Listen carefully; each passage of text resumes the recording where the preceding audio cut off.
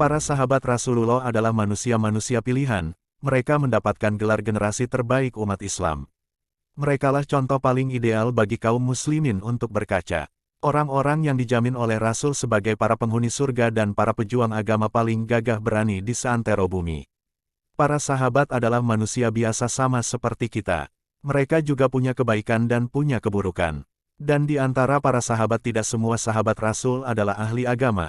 Ada juga yang ahli berperang seperti Khalid bin Walid. Jadi jangan berharap ada hadis yang diriwayatkan oleh Khalid bin Walid karena beliau adalah ahli perang, bukan ahli hadis. Ada juga ahli dagang seperti Abdurrahman bin Auf, ada juga ahli kenegaraan seperti Umar bin Khattab, tapi ada juga yang ahli mabuk. Dialah Abu Mijan, tetapi jangan ditanyakan iman di hatinya. Meskipun pemabuk, tidak ada medan tempur yang ia lewatkan sejak ia masuk Islam. Bahkan para sahabat mengakui Abu Mijan adalah teror tersendiri bagi pasukan kafir. Sahabat Rasul bernama Abu Mijan ini adalah seorang pahlawan hebat kaum muslimin pada saat itu.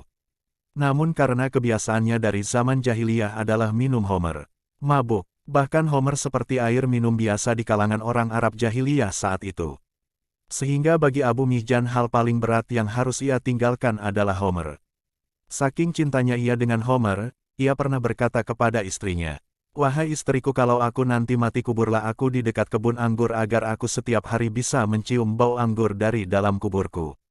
Masya Allah, begitulah cintanya Abu Mijan kepada homer. Tentulah sulit bagi ia harus berhenti minum homer yang sudah ia anggap air minum wajib setiap hari. Mungkin keadaan Abu Mijan ini mirip dengan pecandu rokok karena sudah saking kecanduannya sampai perokok-perokok berat itu berkata, "Mending tidak makan daripada tidak merokok."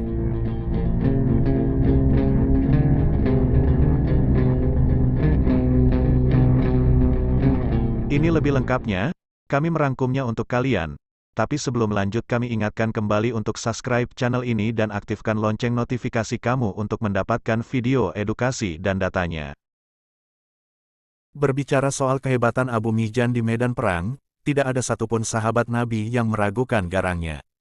Abu Mijan saat di medan perang, dia mempunyai skill pedang yang hebat dan gerakan yang sengit. Di samping itu, Abu Mijan ahli dalam memecah formasi barisan musuh dalam mode pengepungan maupun mode bertahan. Keahlian Abu Mijan menunggang kuda juga bukan amatiran, dia mampu menggabungkan skill pedangnya dan skill mengendarai kuda sehingga musuh sangat sulit untuk menjatuhkan Abu Mijan. Namun jika bicara sisi lain dari Abu Mijan dalam masalah homer, tidak ada orang yang lebih bandel dari Abu Mijan. Pada masa kepemimpinan Abu Bakar, Abu Mijan sering dihukum cambuk 40 kali sebagai hukuman karena telah meminum homer. Perbuatan itu ia lakukan berkali-kali sehingga kaum muslimin sendiri bosan melihat Abu Mijan lagi dan Abu Mijan lagi yang mendapatkan hukuman cambuk karena minum homer. Ketika kepemimpinan Umar bin Khattab radhiyallahu anhu, hukuman bagi peminum homer ditambah menjadi 60 kali cambukan dan tetap saja Abu Mijan adalah langganan cambuk karena selalu mengulangi minum homer. Sebenarnya Abu Mijan ini dan telah berusaha untuk meninggalkan homer, tetapi godaan homer selalu saja membuatnya melanggar tekadnya sendiri. Bahkan dia telah pergi ke semua medan perang untuk menggapai syahid. Ia berharap dengan syahid Allah akan mengampuni semua dosanya dan dia tidak lagi menyusahkan orang lain karena kebiasaan minum homernya. Saat itu pecahlah pertempuran kondisi umat Islam yang dipimpin oleh Sa'ad bin Abi Waqqas berangkat menuju Persia untuk menjinakkan negeri penyembah api tersebut. Karena saat itu Abu Mijan baru saja kedapatan minum khamr, Umar bin Khattab radhiyallahu anhu memerintahkan 2 orang untuk mengirim Abu Mijan ke suatu daerah untuk dikarantina. Namun di tengah jalan Abu Mijan berhasil kabur dan menyusul pasukan Sa'ad bin Abi Waqqas menuju medan Kondisia. Sesampainya di Kondisia, Abu Mijan meminta kepada Sa'ad bin Abi Waqqas untuk berperang. Dia berharap bisa mendapatkan syahid. Dengan begitu ia tidak lagi akan menyusahkan orang lain karena kebiasaan mabuknya. Saat pun mengizinkan Abu Mijan berperang, Abu Mijan pun berperang bagaikan singa yang kelaparan. Semua orang kagum dengan kehebatan Abu Mijan, ia benar-benar orang yang berharap mati datang hari itu juga untuknya.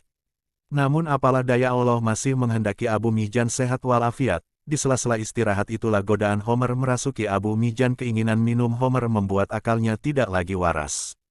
Ia pun nekat meminum homer, maka Sa'ad bin Abi Waqqas pun terpaksa mengurung Abu Mijan di kerangkeng besi dan mengikatnya di sana. Pertempuran kembali terjadi, tapi Abu Mijan tidak bisa ikut berperang. Di saat seperti itulah Abu Mijan menangisi kesalahannya. Andaikan ia tidak meminum Homer, maka saat ini ia pastilah berada di barisan terdepan kaum muslimin untuk menjemput syahid. Abu Mijan pun bersyair dengan penuh kesedihan. Sedih menyelimuti hatiku karena aku terbelenggu di balik jeruji besi. Bila engkau melepaskan besi yang membelenggu diriku ini, niscaya akan aku raih dalam perang diriku kaya akan harta dan kawan. Namun kini mereka meninggalkan kesebatang kara.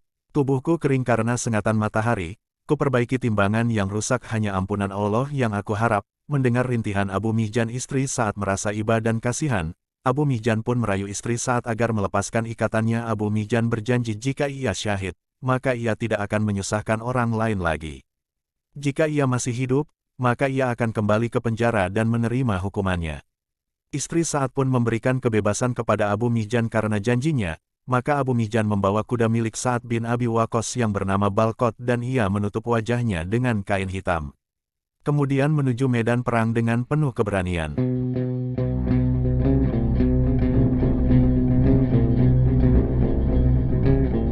Sa'ad bin Abi Waqqas saat itu sedang terkena sakit bisul di sekujur tubuhnya, sehingga ia tidak bisa menunggangi kuda. Ia hanya bisa mengawasi pasukannya dari atas sebuah benteng yang terbuka. Dari tempat itulah ia memberi komando kepada seluruh pasukannya. Ketika pasukan Islam terdesak oleh pasukan Persia dan bantuan pasukan dari Yarmuk pun tidak berhasil membuat pasukan Persia mundur. Perang yang sangat sengit pun terjadi di sana. Gempuran demi gempuran beradu, sehingga kaum muslimin telah pasrah jika seandainya mereka tidak meraih kemenangan, maka mereka juga tidak akan memilih menyerah sebagai pilihan jalan terakhir yang ditempuh. Pasukan Islam akan mengorbankan nyawa tanpa berpikir untuk pulang kembali ke kampung halaman. Di saat pasukan Islam terdesak, itulah tiba-tiba muncul kesatria yang menutup wajahnya dengan kain hitam. Ia datang seperti hantu. Ia menerobos pasukan Persia tanpa takut apapun. Pasukan Persia yang bertahan pun ternyata tidak sanggup menghadapi tebasan pedang kesatria bercadar ini. Barisan mereka berhasil pecah, sehingga formasi mereka hancur karena satu orang dialah Abu Mijan. Sa'ad bin Abi Waqqas pun terkagum-kagum dengan sosok pengendara kuda ini, dia bergumam. Kalau aku tidak yakin Abu Mijan ada di penjara, aku pasti mengatakan dia adalah Abu Mijan. Dan jika aku tidak yakin si Balqot ada di kandang, aku pasti katakan itu adalah Balqot. Sa'ad bin Abi Waqqas sangat yakin jika itu adalah Abu Mijan, dan kuda itu adalah si Balqot kuda kesayangannya. Namun ia juga yakin Abu Mijan ada di penjara, dan Balqot ada di kandang. Kesatria bercadar itu pun terus menghantam pasukan Persia tanpa ampun. Dialah penguasa medan tempur saat ini, seolah pertempuran ini adalah panggung miliknya, untuk menunjukkan betapa hebatnya dia, dan betapa rindunya dia dengan kematian. Ia seperti orang yang berusaha menebus semua dosanya, dengan berharap kesyahidan sebagai tujuan utamanya. Benar-benar orang yang tidak mengenal rasa takut sama sekali. Pada hari itu pula Allah Subhanahu wa Ta'ala berikan kemenangan bagi kaum muslimin. Seperti janjinya, Abu Mijan pun kembali ke penjara dan mengikat dirinya. Ia tepati semua janjinya tanpa berpikir untuk lari. Ketika Sa'ad bin Abi Waqqas pulang ke kemahnya, ia berkata kepada istrinya, "Wahai istriku, di saat kami mengalami situasi yang sulit, tiba-tiba ada seorang kesatria yang gagah berani dengan gaya bertarung yang sangat aku kenal. Dialah orang yang menghancurkan pasukan Persia.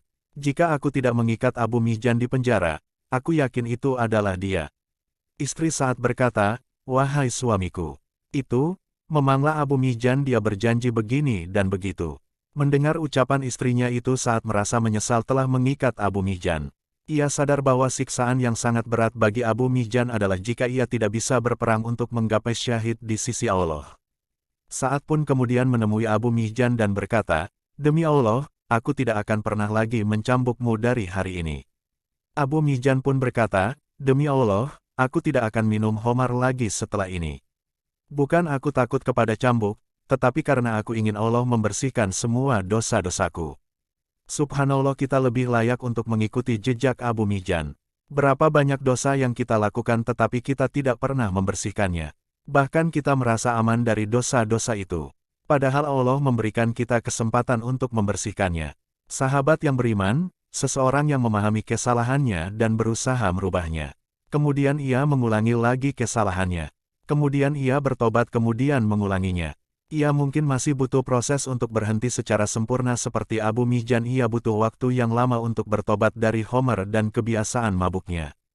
Semoga kisahnya menjadi teladan bagi kita semua yang masih berusaha untuk membersihkan diri dari dosa.